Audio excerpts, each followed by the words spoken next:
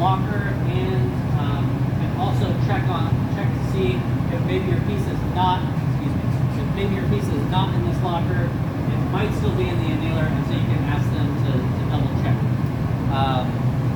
So that's the first thing. Second thing, when you want to come get your work, ask one of the TAs. What we don't do is, after we've left the classroom and come into the studio, open this up. Because essentially that means for the next 10 minutes, people are going to be getting their stuff out, and that takes 10 minutes out of everything that we're trying to get done that day, right? So typically, either do it right before class, after class, or while there's time where you're not working, feel free to ask me or a TA if you need to get something out. Don't tempt the TAs and ask them right when we leave the classroom to come in here. Don't tempt them and ask them to open the door. They want to please you. So we'll try and just do it at times where it's not going to interrupt class. So a few things about stuff in here. It has not been unloaded in the proper way, which you can see this is Monday work, unloaded Tuesday. So Monday work means that it was made on Monday, likely it came out of the annealer on Tuesday, so that should be this one.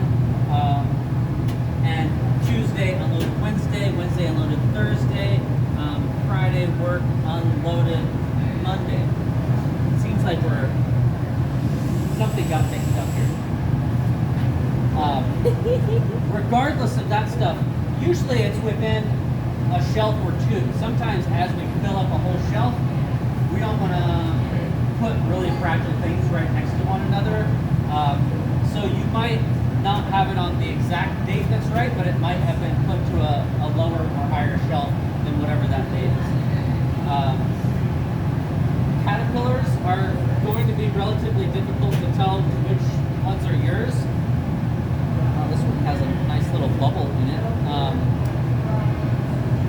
What you'll want to get in the habit of doing is taking a picture when you finish your piece. So before you knock it off, while it's still on the punty, take a picture of it.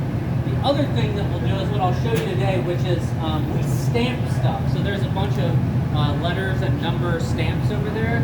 So as we're making these three forms, sphere, disc, and egg, there's going to be a bunch of them, right? Both classes, like 30-some people, all making spheres, discs, and eggs and multiples. So you'll want to make sure you mark them. So what we do is we use a torch, we heat it up, and we stamp it. You can like really get into stamping. Some people really like doing that, and you can like texture the whole thing, or even like make words and like stamp it with words, stuff like that. But what I encourage people to do is at least use your initials to stamp something. Any questions about this one?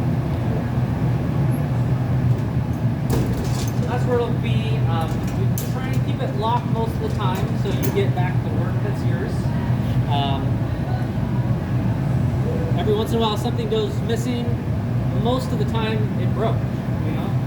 Sometimes if something's in a bunch of pieces, if it looks like it's kind of like salvageable pieces or something that you might be able to homework or something, there's not a whole lot of judgment made. Most stuff goes in here, but if it's in a bunch of pieces, it's just going to get thrown into the trash.